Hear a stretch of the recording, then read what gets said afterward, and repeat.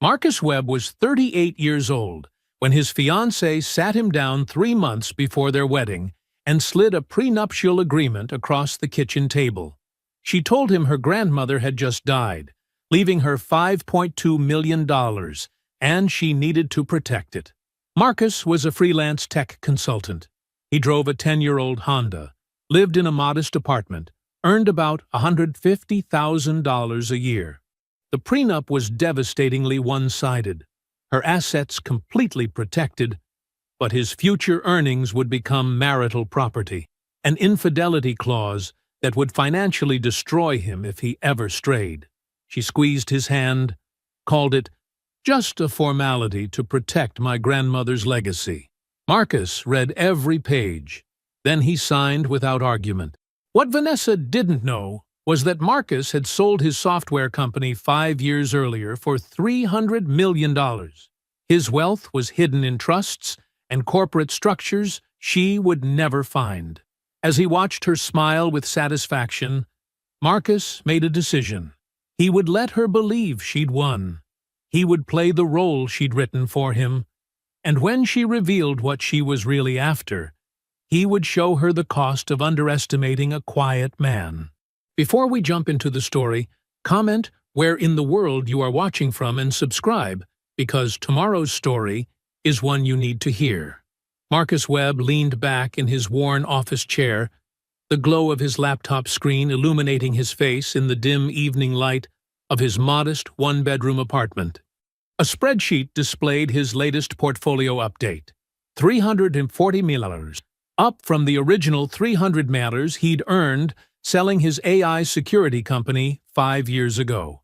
The scent of Chinese takeout wafted from the paper containers balanced on his lap, still warm from the drive home in his trusty 2013 Honda Civic.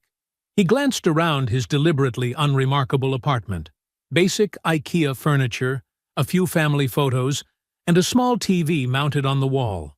The rent was reasonable at $2,200 per month, exactly what someone making his supposed $150K freelance consultant salary could afford comfortably. The choice to live simply hadn't been easy at first. After selling his company, Marcus had dreamed of penthouses and luxury cars. But 3 disastrous relationships changed everything. Each woman had somehow discovered his wealth, and their true colors emerged quickly after. The last one had even hired a private investigator to document his assets, before trying to trap him into marriage. That's when Marcus made his decision. He moved his fortune into a complex web of anonymous LLCs and offshore trusts. He rented this basic apartment under one of his shell companies. He took on small consulting projects to maintain his cover story. To the world, he was just another hard-working software engineer making a decent living. Nothing more. His phone buzzed with a text from Vanessa. A smile spread across his face as he read her message asking about his day. 18 months ago, he'd been working his usual table at the Daily Grind coffee shop when she walked into his life at a local charity fundraiser. She was striking in a simple black dress, her natural confidence drawing every eye in the room. But it was her direct approach that caught him off guard. "You look like you'd rather be coding than networking," she'd said, sliding into the chair across from him. Her MBA-polished corporate event planner credentials could have made her intimidating, but her warm laugh and genuine interest in his work put him at ease immediately. Their first date was at a family-owned Italian restaurant. His suggestion, testing her reaction to somewhere understated. Vanessa had seemed delighted, more interested in their conversation than the modest surroundings. "It's refreshing to meet someone so grounded," she'd said, twirling pasta on her fork. "Success doesn't always have to mean showing off." The memory of introducing her to his small circle of friends brought another smile. They'd gathered for a backyard barbecue at his college roommate's house. Vanessa had jumped right in, helping arrange chairs and mixing cocktails. No hints of disappointment at the casual setting, no subtle suggestions about upgrading to fancier venues. Marcus's hand drifted to his neck, remembering his nerves the night he proposed. He'd chosen an $8,000 ring. Beautiful, but not extravagant, suitable for his supposed income. They were walking through the local botanical gardens, her favorite spot for weekend strolls, when he dropped to one knee. Vanessa's tears seemed genuine as she whispered yes and pulled him close. For the first time since selling his company, Marcus felt truly seen for who he was, not what he owned. Vanessa appreciated his mind, his calm nature, his supposed financial responsibility. She never pushed for expensive gifts or fancy trips. She seemed to truly value the simple life they were building together. His phone buzzed again. This time, it was Vanessa asking him to come home early from his usual workspace at the coffee shop. "Need to discuss something important about our future," her text read. 3 months until their wedding. Probably something about the ceremony, he thought. Marcus closed his laptop, carefully tucking it into his worn messenger bag. He gathered the empty takeout containers, taking a moment to appreciate the quiet contentment of his chosen life. The engagement ring had been sized perfectly, another detail that made him smile. Everything felt right. After years of hiding his wealth and guarding his heart, he'd finally found someone who loved Marcus Webb, the man, not Marcus Webb, the millionaire. He grabbed his keys from the counter, the familiar weight of his Honda fob a reminder of the simple life he'd chosen, the life that had led him to Vanessa. Traffic was light as he headed toward their meeting spot, his mind already turning to wedding details they might need to discuss. The hallway light flickered as Marcus approached their apartment door. His key turned smoothly in the lock, but something felt different tonight. The usual warmth of coming home to Vanessa was replaced by an unfamiliar tension in the air. She sat at their small kitchen table, her posture straight and professional. More like the corporate event planner he'd first met than his relaxed fiancée. Legal documents were spread across the wooden surface, their crisp white pages stark against the dark grain. Her fingers drummed lightly on the stack closest to her. "Hi, honey," she said, her voice carrying that precise tone she used for business meetings. "Thanks for coming home early. We need to talk about something important." Marcus set his messenger bag down carefully, studying her expression. She wore her navy blazer, her power outfit, as she called it, and her hair was pulled back in a neat bun. This wasn't about wedding flowers or catering choices. "Of course," he said, sliding into the chair across from her. "Everything okay?" Vanessa took a deep breath, folding her hands on top of the document. "My grandmother passed away last month. I'm so sorry," Marcus said softly. "You never mentioned—" "We weren't close," she cut in smoothly, "but she left me an inheritance, a substantial one, $5.2 million. Marcus kept his face neutral, even as his mind raced. In all their conversations about family, she'd never once mentioned a wealthy grandmother.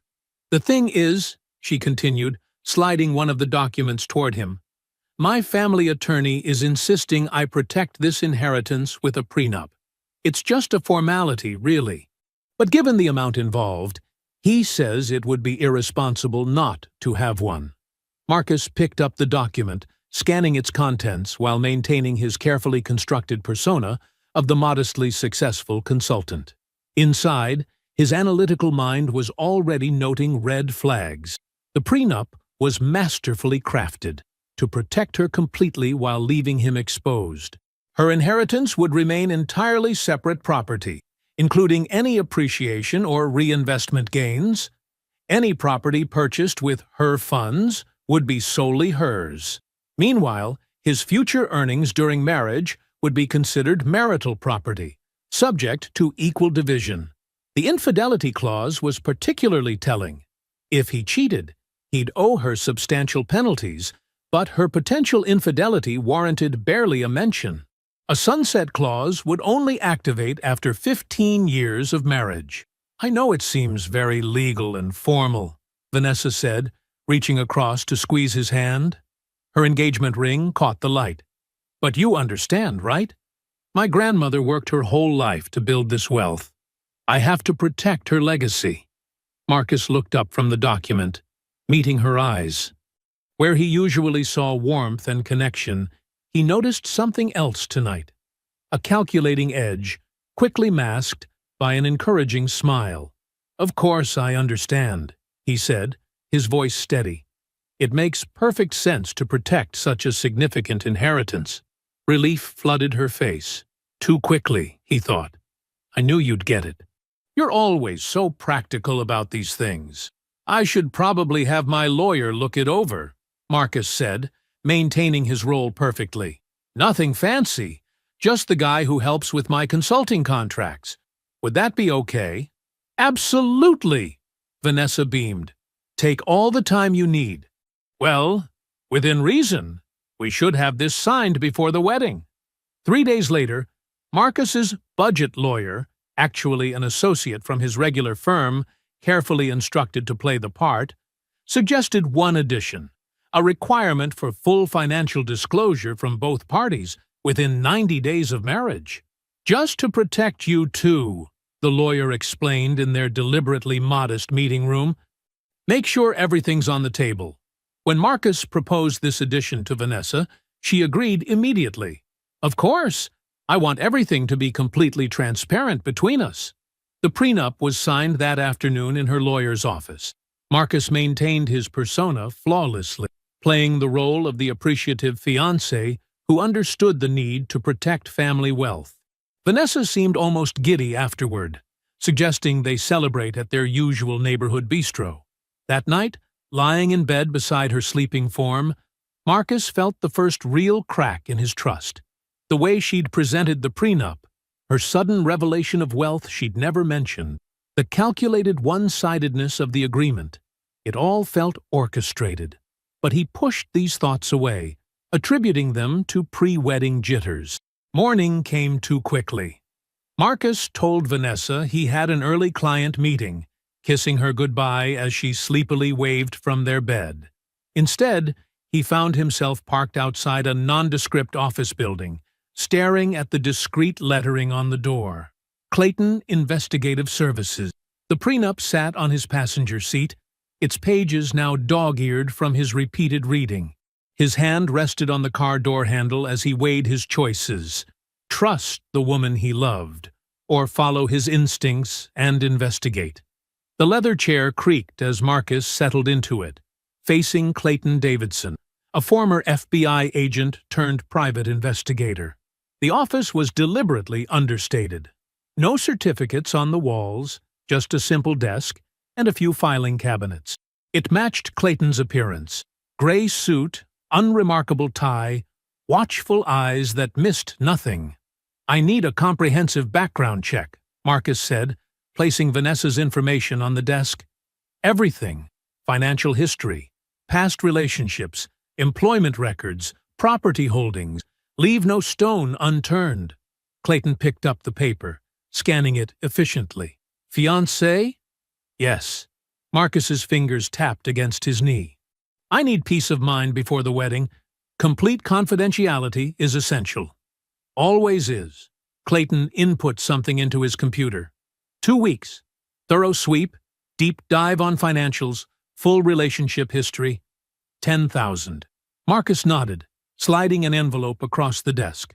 Cash, untraceable to his real accounts. Half now, half on delivery. 14 days later, Marcus sat in the same chair, holding a thick manila envelope. His hands were steady, but his heart raced as he pulled out the first document. "You'll want to start with the marriage records," Clayton said quietly. The first page hit Marcus like a physical blow. There it was, in black and white. A marriage certificate for Vanessa Price and Julian Torres, dated 5 years ago. The divorce decree followed, along with hundreds of pages of court filings. "The grandmother's inheritance?" Clayton's voice was gentle. "It's actually a divorce settlement. She was married to Torres for 4 years. He was a real estate developer in Portland, successful until his company went bankrupt." Marcus remembered asking Vanessa about past marriages directly. She'd laughed, saying she'd never found anyone worth the commitment before him. The lie burned in his memory as he read through the court documents. "The timing is interesting," Clayton continued. She filed for divorce exactly 3 days after Torres Developments declared bankruptcy, claimed he was hiding assets, demanded full forensic accounting. The courts granted her motion. Marcus spread the documents across Clayton's desk. The bankruptcy filings showed a complicated mess of failed development deals, but the divorce settlement was crystal clear: $5.2 million awarded to Vanessa. The exact amount she now claimed came from her grandmother. "There's more," Clayton said, pulling out another file. "Recent activity you should see." Credit card statements appeared next. Vanessa's personal cards, ones she kept in her name only. Marcus recognized the format. He'd seen these statements on their kitchen counter, but he'd never looked closely at the charges. 3 payments to Eclipse Research Services, a skip tracing firm known for deep-dive financial investigations, charges for premium access to property databases, payments to online background check services. "She's looking for something," Clayton observed. "Or someone's assets." Marcus's throat tightened. "She's investigating me. Aggressively." Clayton tapped the statements. "She's searching bank records, property holdings, employment history. But she's looking in obvious places: standard bank accounts, direct property ownership, traditional investment vehicles." A bitter laugh escaped Marcus. His wealth was protected by layers of trusts, LLCs, and offshore entities. Sophisticated structures invisible to surface-level searches. Vanessa was hunting for hidden money, but she was looking in all the wrong places. "There's also this." Clayton handed over transcripts of text messages between Vanessa and her friends. Marcus read them with growing numbness. No way he's content living like that. Nobody with his skills makes so little. The apartment, the old car, it has to be an act. Keep digging. Rich guys always slip up somewhere. The messages painted a clear picture. Vanessa wasn't protecting her assets with the prenup. She was laying groundwork, preparing for something bigger. Dawn was breaking when Marcus finally left Clayton's office, the damning evidence stored safely in his briefcase. He drove home on autopilot, his mind processing everything he'd learned. Entering their apartment silently, he found Vanessa asleep in their bed. She looked peaceful, beautiful, the woman he'd thought he knew. His laptop cast a blue glow across the bedroom as he sat at his desk, watching her breathe evenly. It was 3 a.m. In the quiet darkness, Marcus faced his decision. He could confront her now, end things before they went further. Or he could play a longer game, marry her, maintain his careful facade, and wait for her to reveal her true intentions. Vanessa shifted in her sleep, murmuring something inaudible. Marcus watched her, his expression unreadable in the dim light. The late September sun streamed through the church's stained-glass windows, casting rainbow patterns across the marble floor. Marcus stood at the altar, adjusting his bow tie one final time. The string quartet began playing Canon in D, and the church doors opened. Vanessa appeared in a flood of white silk and lace, her dress perfectly fitted to her slim frame. Her smile radiated pure joy as she glided down the aisle on her father's arm. Looking at her, Marcus felt an odd disconnect. She was breathtaking, exactly the bride he'd dreamed of. Yet his mind kept flashing to the manila envelope in his storage unit containing proof of her previous marriage and calculated deceptions. He maintained his expression perfectly, letting genuine-looking tears of happiness well up in his eyes as she approached. Their guests saw exactly what they expected: a man overwhelmed by love for his beautiful bride. None of them could guess that, behind his tender smile, Marcus was counting the surveillance cameras he'd had professionally installed throughout the church and reception venue. "You look stunning," he whispered as she reached him, and she squeezed his hand. Her diamond engagement ring, the modest $8,000 one she'd accepted with such apparent gratitude, sparkled in the light. The ceremony proceeded flawlessly. They exchanged traditional vows, though Marcus noted how Vanessa's voice cracked with emotion at "for richer or poorer." knowing now that the crack wasn't from sentiment, but from the lie. When the minister pronounced them husband and wife, their kiss was picture perfect. The photographs would show nothing but joy. At the reception, Marcus played his role with precision. He gave a speech that brought tears to everyone's eyes, talking about finding true love when he least expected it, about how Vanessa loved him for himself rather than his success. He watched her face as he spoke, noting how she dabbed at her eyes with her napkin, her performance as flawless as his own. Vanessa's father raised his champagne glass. "To my beautiful daughter and her wonderful new husband. Marcus, you're the son I always wanted.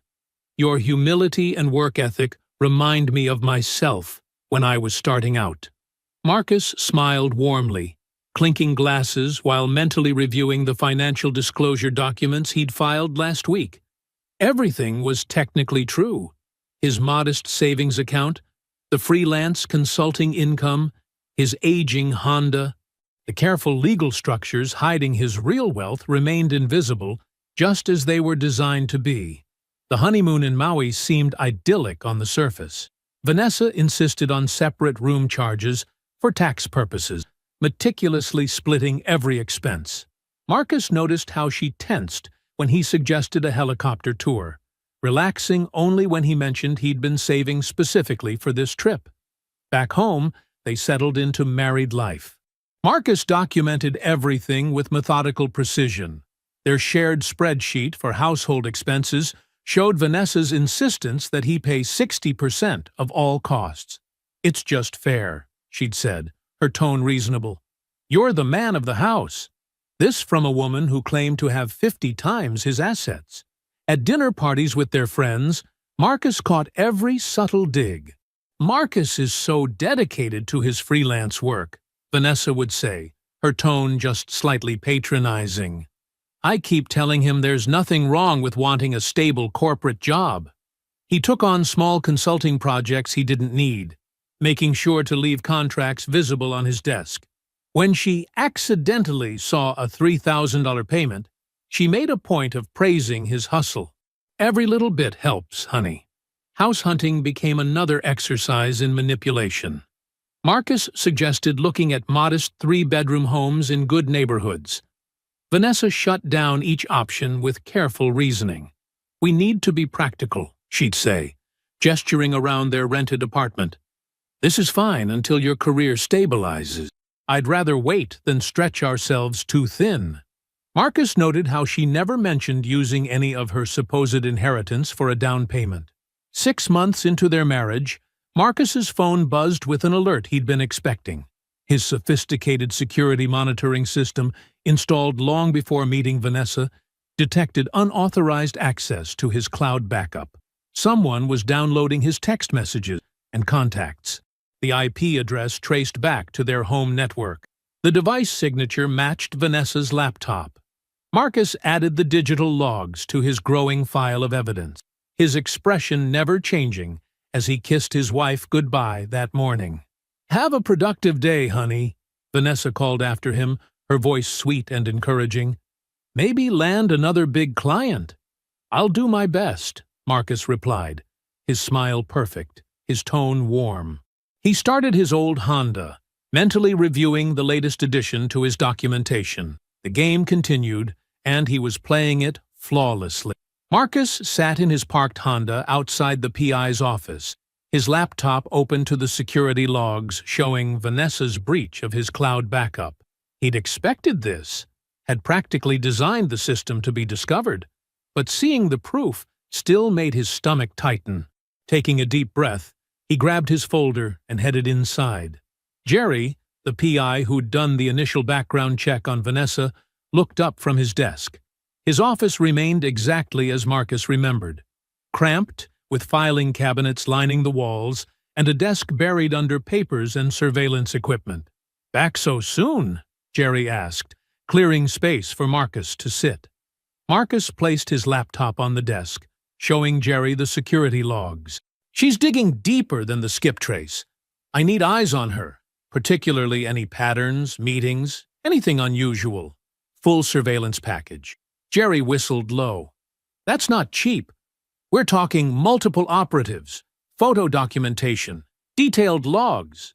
Money isn't an issue, Marcus said quietly. I need everything. Over the next 4 weeks, Marcus received daily updates.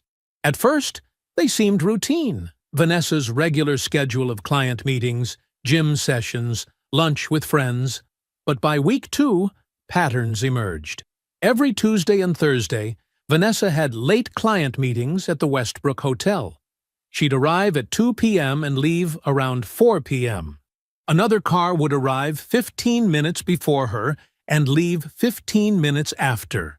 A black BMW registered to Devon Marshall, the corporate attorney Marcus had introduced her to at their Memorial Day barbecue 3 months ago. The PI's photos told a clear story. Vanessa entering the hotel's side entrance, Devon following shortly after, both taking the elevator to the 6th floor. 2 hours later, they'd leave separately, Devon straightening his tie, Vanessa checking her makeup in her compact mirror. But it was the text messages that revealed the full scope of the betrayal. Marcus's security system had captured everything once Vanessa breached the cloud backup, giving him access to her entire message history with Devon. Sitting in his secure office space, a small room he'd rented under one of his LLC names, Marcus scrolled through their conversations, each message more damning than the last. Vanessa to Devon, 3 months ago. He's so trusting it's almost sad. Signed the prenup without even fighting. Devon, smart move protecting your assets. What's the timeline? Vanessa, 2 years minimum. Looks better for the judge. Plus, the prenup protects all my money. Once we hit the 2-year mark, I can file and he won't get anything. Might even get some of his money if he ever lands a real job. Lol. Devon, you're sure he doesn't have money hidden somewhere? Vanessa, please, I had him traced thoroughly. He's exactly what he looks like, a broke tech worker living above his means. The prenup was probably overkill, but at least I'm protected when I upgrade. Devon, to someone like me. Vanessa, you're fun for now, baby, but I didn't go through all this planning to settle for a junior partner at a mid-sized firm. I'm thinking bigger. Marcus leaned back in his chair, letting the full weight of their contempt wash over him. More messages revealed their growing affair. Started at that same Memorial Day barbecue where Devon had praised Marcus's grilling skills and thanked him for the invitation. The PI's report included photos of them at restaurants Marcus knew well, places he and Devon had gone for guys' nights, where Devon had listened to Marcus's carefully crafted stories about freelance struggles and career aspirations. That evening, right on schedule, Devon arrived at their apartment for their weekly beer and sports night. Marcus watched him walk in, accepting the 6-pack Devon brought, noting how his friend had grown comfortable in their space. Marcus, my man! Devon clapped him on the shoulder. Ready to watch your team lose again? Marcus handed him a perfectly poured beer, observing how Devon's eyes flickered to Vanessa as she walked through the living room. The subtle nod between them. The inside joke Marcus wasn't supposed to notice. Actually, Marcus said, settling into his chair, I've got a feeling things are going to turn out exactly the way they should. They watched the game, Devon making the same jokes he always did, offering the same career advice about stability he always gave. Marcus played his role perfectly. The grateful friend, the trusting husband, the struggling freelancer. Marcus sat across from Patricia Chen, his longtime attorney, in her corner office 40 floors above Manhattan. Early morning light streamed through floor-to-ceiling windows as he methodically arranged documents across her gleaming mahogany conference table. "Show me everything," Patricia said, adjusting her wire-rimmed glasses. Unlike the budget lawyer who'd reviewed Vanessa's prenup, Patricia had protected Marcus's fortune for years, structuring his corporate entities and trusts with ruthless precision. Marcus spread out the prenup first, then laid out the PI's surveillance photos and text message transcripts documenting Vanessa's affair with Devon. Patricia's expression remained neutral as she reviewed each piece. The affair gives us leverage, but it's not enough, she said. Let's dig deeper into that settlement money. Something about those numbers never added up. Marcus nodded. I want a full forensic investigation. Money leaves traces. Let's follow them. Patricia activated her intercom. Send in the forensic team. 3 accountants entered, led by Sarah Martinez, a specialist known for unraveling complex financial fraud. Marcus watched as they began dissecting 5 years of financial records, tracing Vanessa's $5.2 million settlement backward through offshore accounts and shell companies. Here's our first red flag, Sarah said 2 hours later, pointing to a series of transactions. Starting 4 years into her marriage to Julian Torres, money began moving from his business accounts through a chain of offshore entities, small amounts at first, then larger transfers. Over 18 months, more than 4 models disappeared. The pattern emerged clearly. Vanessa had systematically drained Julian's real estate development company, hiding the money in a complex web of accounts. When he discovered the theft, she immediately filed for divorce, claiming he was hiding assets. She didn't just take his money, Sarah explained. She destroyed evidence of the theft and positioned herself as the victim. The bankruptcy wasn't from bad business decisions. His company collapsed because she hollowed it out from the inside. Marcus leaned back, processing this. Find Julian Torres. The PI's team located him within days. Julian was working as a night manager at a hotel and driving rideshare during the day in Phoenix. Struggling under crushing debt from the business collapse, everyone blamed on him. His credit was ruined, his reputation destroyed. Marcus flew to Phoenix, meeting Julian at a quiet diner during his break between jobs. The man who walked in bore little resemblance to the successful developer from old news photos. Julian was gaunt, his clothes worn, exhaustion etched into his face. Why should I trust you? Julian asked after Marcus explained why he wanted to meet. Last time I trusted someone, I lost everything. Because I can prove what really happened, Marcus replied, sliding over a folder containing the forensic accountant's preliminary findings, and I can help make it right. Julian's hands shook as he reviewed the documents showing how Vanessa had systematically stolen from him. I knew something was wrong with the accounts, but by the time I figured it out, he couldn't finish. Help me expose what she did to you, Marcus said quietly, and I'll compensate you for what she stole. Back in New York, Marcus's team made another discovery. Using his social security number from their marriage license, Vanessa had opened multiple credit cards in Marcus's name. The total balance, $67,000. Classic setup, Patricia explained. She's building debt in your name that she'll reveal during divorce proceedings to paint you as financially irresponsible. Marcus received a text from his home security system that evening, notifying him that Vanessa was home. He found a reason to return early, entering quietly through their front door. Vanessa paced the kitchen, phone pressed to her ear. I'm telling you, Lisa, something's not right. He's been taking these random consulting jobs, disappearing for hours. I think he might be gambling. Marcus recorded silently on his phone as she continued. The prenup protects my assets, thank God. But I'm worried about his stability. No, I'm just being a concerned wife. When I file, the judge needs to understand he's not reliable. He stood in the shadows, recording every word as she wove her false narrative, building her case for divorce while believing he was completely in the dark. The same careful manipulation she'd used on Julian Torres, but this time, her target was ready. In his pocket, his phone captured every word, adding to the mountain of evidence that would soon bring her carefully constructed world crashing down. Marcus sat in his home office, rehearsing the phone conversation one final time. The fake contract lay perfectly positioned on his desk, visible from the living room doorway where Vanessa pretended to read her magazine. He'd noticed her lingering there more often lately, always within earshot of his work calls. He dialed his friend James, who knew the plan. Right on cue, Vanessa shifted in her armchair, turning a page while clearly straining to listen. "Yeah, the scope looks good," Marcus said, intentionally raising his volume slightly. 250,000 for 6 months is fair for the complexity involved. He paused, watching Vanessa's magazine lower slightly. "No, I agree.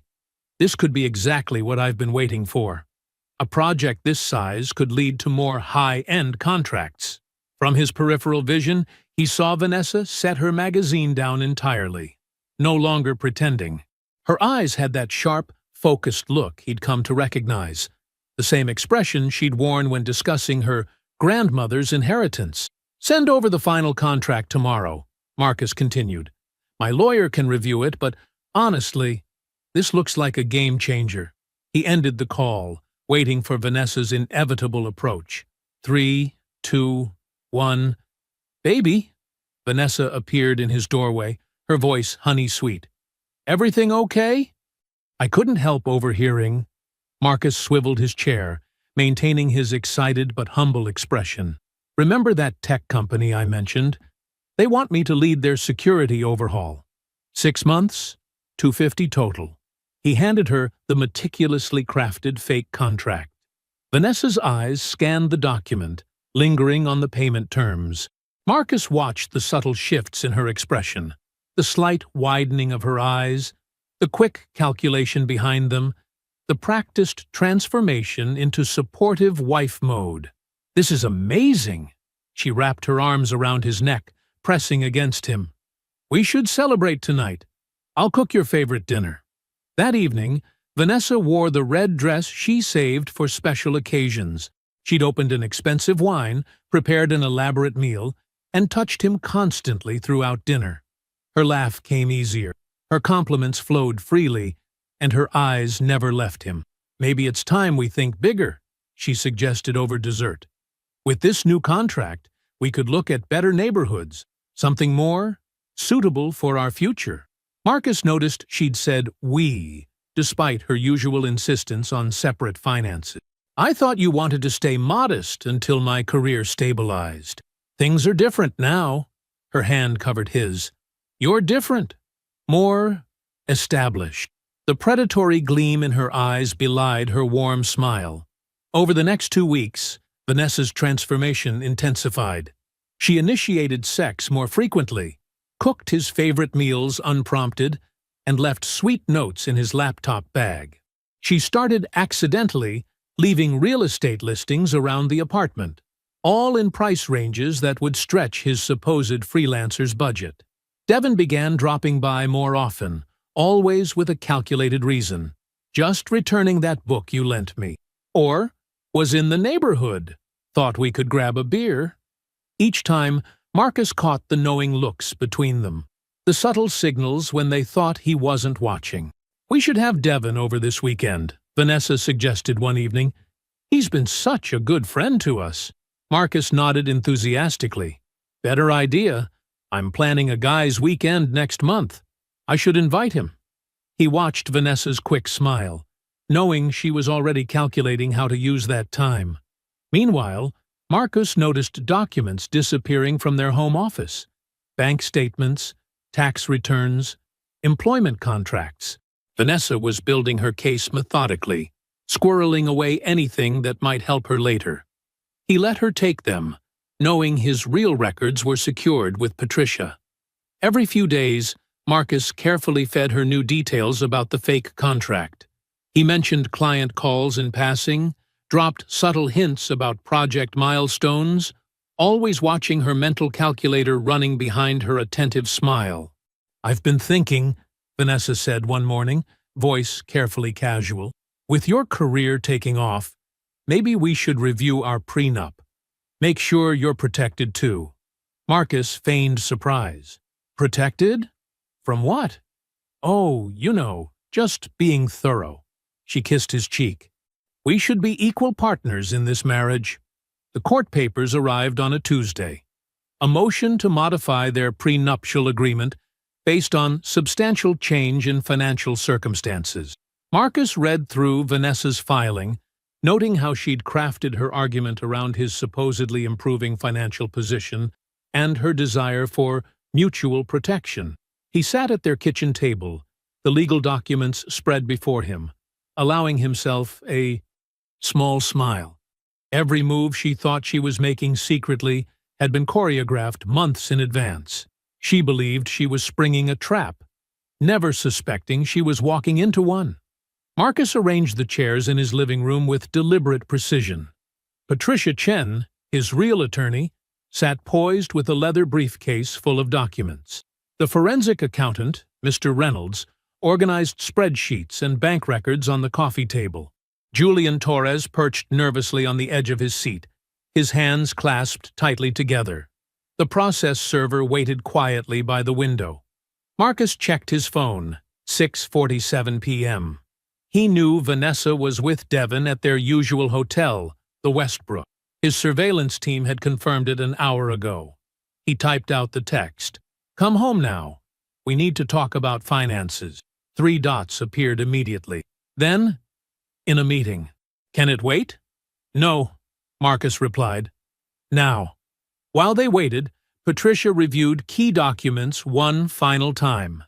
Mr. Reynolds double-checked his forensic analysis of the money trail from Julian's accounts through various offshore shells to Vanessa's hidden holdings. Julian kept glancing at the door, his face pale. "Are you ready for this?" Patricia asked Julian quietly. He nodded, though his hands trembled slightly. 5 years of people thinking I destroyed my own company? 5 years of working 2 jobs to pay off debts I didn't create. I'm ready. At 7:23 p.m., they heard keys in the lock. Vanessa stepped inside, freezing when she saw the assembled group.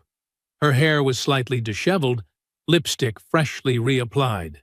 She was wearing the red dress Marcus had noticed was her favorite for meetings with Devon. "What's this?" Her voice wavered slightly, eyes darting between the faces. Marcus stood slowly. "We need to discuss asset protection, since you're so concerned about it." His voice was calm, cold, a tone Vanessa had never heard from him before. "Who are these people?" Vanessa's professional mask slipped into place as she set down her purse. "Let me introduce everyone properly." Marcus gestured to each person. "Patricia Chen, my actual attorney, not the budget lawyer you met. Mr. Reynolds, forensic accountant. The gentleman by the window is a process server." He paused. "And I believe you already know Julian Torres." Vanessa's face went white. "Julian." "Hello, Vanessa." Julian's voice was quiet but steady. "It's been 5 years." Marcus picked up a thick folder. "Let's start with the simplest revelation." He began laying out documents, corporate filings, trust documents, investment portfolios. "My current net worth is approximately $340 million. That's after 5 years of growth from the sale of my AI security company." Vanessa swayed slightly, grabbing the back of a chair. "What? Everything you've been searching for? It was hidden in plain sight through legal entities you never connected to me. Web Technologies, Horizon Holdings, Maritime Trust Group." Marcus spread out more papers. "The prenup you were so proud of? The one protecting your $5.2 million? It gives you zero claim to my $340 million since you demanded separate property." Mr. Reynolds stepped forward with his analysis. "Now, about that $5.2 million of yours. Let's discuss where it really came from." He opened a laptop, turning it to show banking records. "We've traced every penny you embezzled from Julian's company. Over $4 million siphoned through a complex network of transfers." Julian found his voice. "You destroyed my business, my reputation. I lost everything while you walked away claiming I'd hidden assets." "I've been working with prosecutors for 3 months," Marcus added. "They're very interested in the evidence we've compiled." Vanessa's eyes darted toward the door, but Marcus wasn't finished. He pulled out another file. "Your affair with Devon. I have everything. Texts, photos, hotel records." He laid out surveillance photos from the Westbrook. "The prenup's infidelity clause that you insisted on? It means you forfeit all marital property rights. Plus, you owe me $100,000 in penalties. That's not, Vanessa started, but Marcus cut her off. The credit cards you opened in my name? Federal crime. He showed her the police report. Identity theft carries serious prison time. The process server stepped forward with 2 sets of documents. Your choice is simple, Marcus said, placing them before her. Option 1. Sign this agreement. Return everything you stole from Julian plus interest. $5.8 million total. Waive all marital property rights.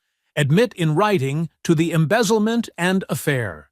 Agree to supervised community service and counseling. He tapped the second document. Option 2. I prosecute you criminally for embezzlement and identity theft. Divorce you under the infidelity clause.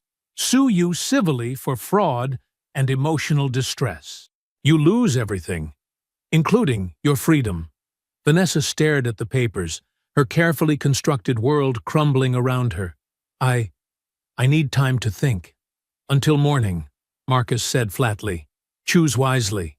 The morning sun streamed through Marcus's living room windows as Vanessa's family filed in one by one.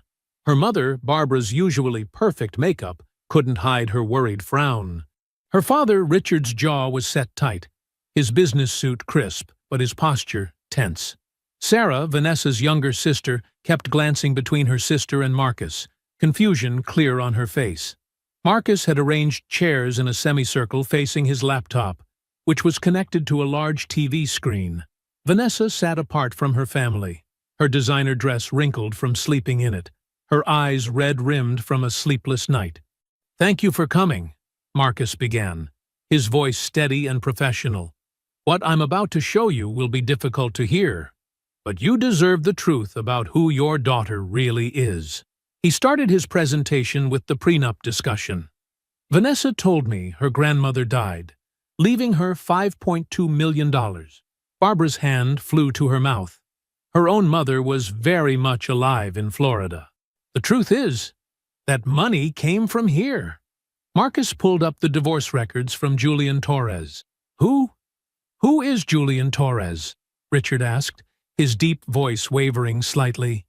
My first husband, Vanessa whispered, not meeting her father's eyes. Sarah gasped. But you told us you'd never been married before, Marcus. Marcus methodically walked them through everything. The systematic embezzlement from Julian's business accounts, the offshore transfers, the bankruptcy that destroyed Julian's reputation. He showed them proof of the affair with Devon, surveillance photos, text messages, hotel receipts. The credit cards Vanessa had opened in his name appeared on screen, along with the police report for identity theft. The skip tracing service she hired to investigate me, Marcus continued, showing the credit card statements. The prenup manipulation to protect her stolen assets while trying to claim my future earnings. Everything was calculated from the beginning. Barbara's shoulders shook as she began to cry. All those times you said you were working late. Were you with this Devon person? Mom, I can explain, Vanessa started. Explain what? Richard erupted, his face red. Explain how you destroyed a man's business? How you lied to us about being married before? How you committed fraud and identity theft? Sarah wouldn't even look at her sister. The grandmother story. How could you use Grandma like that? She's alive, for God's sake. A knock at the door interrupted them. Devon entered, wearing an expensive suit and carrying flowers. His confident smile faltered when he saw the assembled group. Perfect timing, Marcus said coldly. He handed Devon an envelope. This is being filed with the State Bar Association today. Ethics violations for having an affair with your friend's wife while providing her legal advice on divorce strategy. Your career as an attorney is over. Devon's face drained of color as he read the complaint. You can't? I already have. Marcus turned to Julian, who had been sitting quietly in the corner. Now, for something positive. Julian, I've purchased all of your outstanding debt. $800,000, forgiven completely. He handed Julian a document. And this is paperwork for a $2 million investment in your new construction company. where I'll be a silent partner." Julian's hands trembled as he took the papers.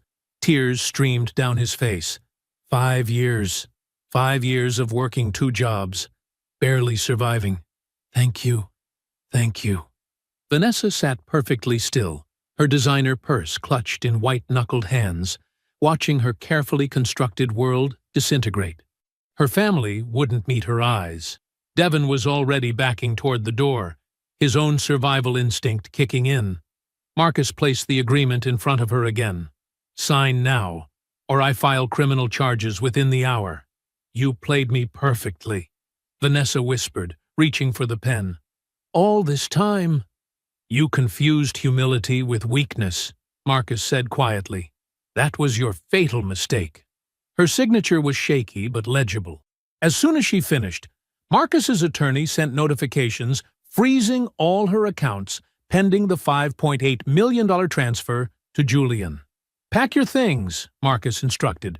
"Security will supervise. The apartment was always mine through one of my trusts. Another detail you missed?" Vanessa moved through the apartment like a ghost, filling suitcases while a security guard watched.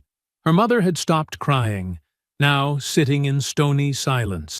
Her father stared out the window, shoulders rigid with anger and shame. Sarah had moved to comfort Julian, who was still crying tears of relief over his newfound freedom from debt. Each designer dress Vanessa folded represented another piece of her life crumbling away. Every jewel she carefully wrapped reminded her of the wealth she'd tried to steal, only to lose everything she already had. In less than 24 hours, her entire carefully constructed facade had shattered, leaving her with nothing but packed bags and the weight of her own choices.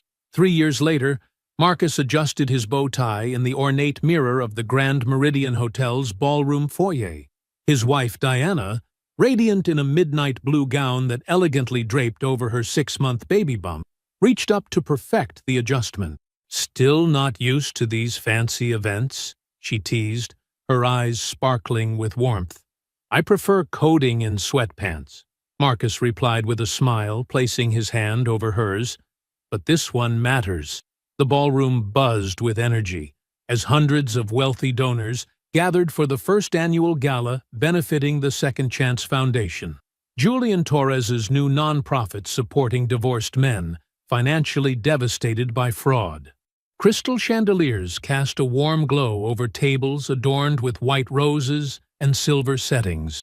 Julian himself stood near the stage, handsome in his tuxedo, greeting guests with natural charm. His construction company had just completed its first major development project, and the confidence showed in his posture. Beside him, his fiancée Rebecca, a kindergarten teacher who'd never heard of him during his bankruptcy days, beamed with genuine pride.